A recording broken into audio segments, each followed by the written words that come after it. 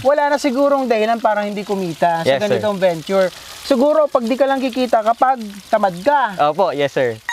Binubuksan ko po yung yung artificial rain po natin. Wow! Yes. Ngayon lang ako nakakita, talaga natuwa ako. Opo. So nababawasan po yung init dito sa loob po. Dahil po dito sa water Yes. water natin. So para kumita po sa native chickens, iba yung paraan. Kinakailangan, ang objective po natin, kada hens po natin is mangitlog ng at least 8 Eggs. 8 eggs lang po per month. Okay. So tayo po dito sa production natin, nag-exceed po tayo ng 8 eggs. More than. Yes po, more than 8 eggs. Kaya po nag-arrive po tayo sa 168 heads po na native chickens. Maraming paraan, no, mga ka-video, na para kumita tayo. Gaya po ng ginagawa ni Sir JC na teacher, pero pinasok yung ganitong larangan. Na-meet po natin yung minimum requirement po para kumita. So, ibig sabihin, kumikita ka? Yes po, sir. Opo. Okay.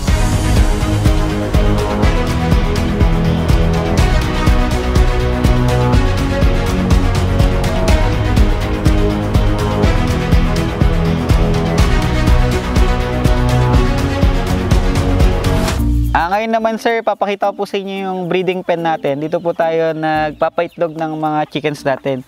So ito po yung mga po natin, breeders. Okay. So bawat pen po, naglalaman po siya ng 4 to 5 hens. And then isa pong rooster. Okay. And then ito po, dito na po sila nagme-mate. And then dito po yung ating pong feeder. Ito po. So gawa po siya sa PVC pipes po.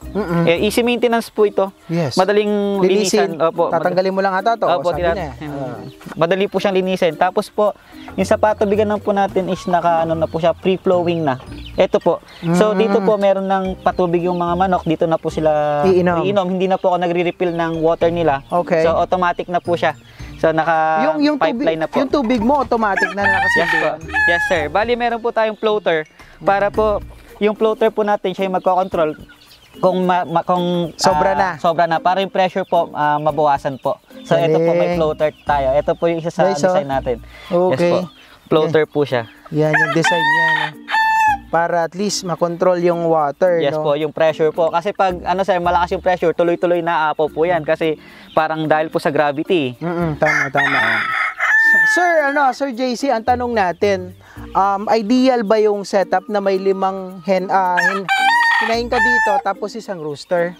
Yes sir, yun na po isa sa pinaka-ideal na setup yung may 5 hens tayo tapos isang rooster. Pero kaya po siyang i-maximize up to 7. Kaya 7 hens po. Yes sir, pwede pa. So 7 hens. Tapos sir, gusto ko rin ipakita yung isa pa sa innovation dito sa breeder farm natin kasi po nakita niyo na po wala pa tayong mga puno. So maliliit pa po yung mga saging natin tapos maglalagay pa tayo ng mga malunggay. So makikita niyo po sobrang init. Ang paraan ko naman po pag sobrang init ay naglagay po ako ng artificial rain. So pakita ko po. So dito po meron tayong artificial rain. Yes po. May pipeline po tayo na ginagamit. So ayan. Okay. So okay. In-incorporate mo na. Ayan. Guys, ito po. Ang galing!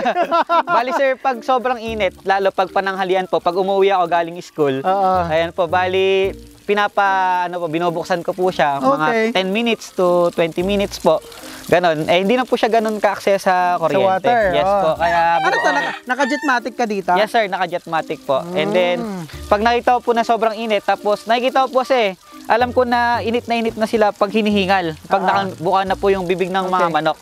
So pag ganun po, binubuksan ko po yung artificial rain po natin. Wow! Yes. Ngayon lang ako nakakita, talaga natuwa ako. Opo, kasi po, kailangan kong kailangan ko labanan yung sobrang init. Okay. Hindi ko naman pwede itanim yung isang buong punong mangga. So, maghihintay ka pa noon. Maghihintay pa ako ng 27 years. Kailangan ko gumawa ng paraan. Wala pa pong puno dito kasi kalilipat lang namin. Paano naman nakakatulong ito sa kanila? Ito po sir, lumalamig po yung temperature sa loob kasi po yung sa UV plastic po natin, naka-absorb po yan ng init. So nababawasan po yung init dito sa loob po. Dahil po dito sa water, water natin. Tsaka very relaxing guys, no, mga ka-video. Kasi parang nasa ka na rin nagtatampisaw ka sa ulan. Yes sir. Ayan, ang galing Pero sir, itong size ng size ng kulungan mo, anong sukat? Bali sir, dito po sa breeding pen natin, naka-standard din po siya, developed nila Doc James sa Central Philippine University. Bali po, ang size po nito ay 4 feet by 8 feet kada breeding pen. 4 by 8 naman. Yes po. Okay. Kaya po niya maglaman ng 7 hens and 1 rooster po. Yun na po yung pinaka-maximum niya po. Pero Okay. dito po sa atin, ang ginamit lang natin ay 4 to 5 hens lang po para mas mataas po yung fertility rate na pwede po natin makuha. Okay, yung pansin nga natin, no? Ito, bagong itlog ko lang ata. Yes, sir. Nag-itlog ba siya ngayon? Opo. Kaso yung iba sir, makukulit yung mga manok. Yung iba nangingitlog sa baba. Pero yung iba naman dito sa ating Masasanay din siguro sila, no? Yes sir, ginawang parang ni-recycle ko lang po ito eh. Ang galing nga eh. Ni-recycle lang galing po sa cage dati, yung mga RTL ko. Tapos ni-recycle ko lang, nilagay ko dito para diyan sila mangitlog. Yes. Tapos ang ano po siguro, ang dadagdag ko is ikokoberan ko siya ng ng ano po si plywood para po medyo madilim para talagang diyan sila mangitlog. And then ang ginagawa po dito, pinupulot lang naman yung itlog, hindi po sila pinalilimliman. Kaya okay lang naman po kahit na Nandyan na sila. saka kahit nasa baba po sila mangitlog. Tsaka yung ano mo, yung net mo, pwedeng dukutin yung ano, yung Yes itlog. po. Saktong-sakto. Ayan. So, ilan na 23 ka mo? Yes, Tama sir. ba? 23 yung hens niya, yung mga inahin po niya. Tapos sila ng tandang. 5 po. Pero mga Texas na ito yung mga tandang mo. Ayan po, ang ano po niyan para silang Texas kasi po Pero native pa rin yan? native po yan. Ang origin po nila, kung familiar po kayo dun sa tinatawag nating manok labuyo.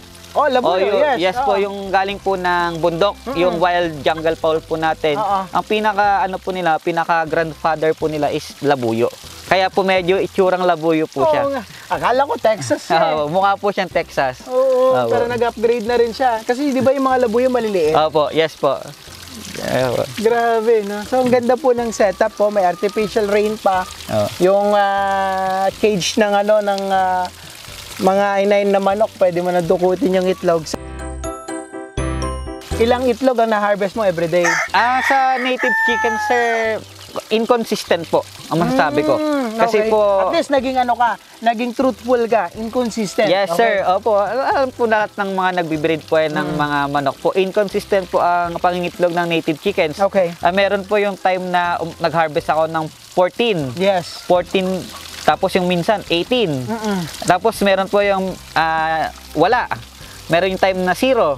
Bakit ganon, sir? Yung po talaga yung likas nilang katangian. Kaya po, kumbaga, para sa pagko-compute ng native chicken production po, ang iniisip po natin na computation, kailangan yung every manok po natin is mangingitlog sila ng 8 para po kumita. Okay. Business model na po yung pinag-uusapan natin, sige, sir. sige. Ang ano po, kasi po sabi na native yan, mahirap mangitlog. Pero in our computation po sa tumatakbong agribusiness natin, kasi nga po isa po ang awardee ng share ko lang sir Sige, isa go. po ang awardee ng Young Farmers Challenge 2023.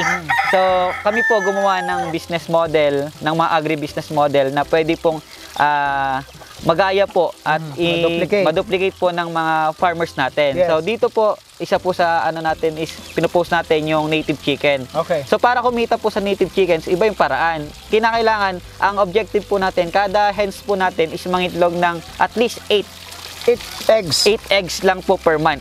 per month. Yes po. So ibig sabihin, yun na po yung minimum. What if kaya ang mangitlog ng every hen po natin ng more than 8 kada buwan? Mas malaki po yung kita. Extra kita na yan. Extra kita na po yun. So yun po yung minimum. And then sa 8 eggs po na yan is iniisip po natin na makapagpapisa po tayo ng 6. Okay. Yung dalawa hindi mapipisa, tapos yung 6 mapipisa as sisiw. Okay. So automatic yung 6 na sisiw na yun, 600 na agad yun. Tama. Paglabas pa lang. Okay, so balikan ko yung nabanggit ni Sir JC kanina, no? Kaya niya magpapisa ng mga 150 to 200. Yes, sir. Tama, no? Kasi may 23 na hens Yes. siya dito. Sabi mo na 20 para hindi tayo mahirapan sa computation, no? Ngayon, ang minimum sa isang buwan, dapat 8 eggs. Yes po. Okay, kung 8 times 20, that's 160. Opo. Ano sir, parang kumbaga sa pagsisiw na po pasabi natin sa sisiw, 6 na sisiw kada inahin po. Inahin. Opo. So, Okay. 120. So, tayo po dito sa ano natin, production natin, nag-exceed po tayo ng 8 eggs. More than. Yes po, more than 8 eggs. Kaya po, nag-arrive po tayo sa 168 heads po na native chickens. Na yun napapisa mo. Na-meet po natin yung minimum requirement po para kumita. Okay. So, ibig sabihin kumikita ka? Yes po, sir. Opo. Okay.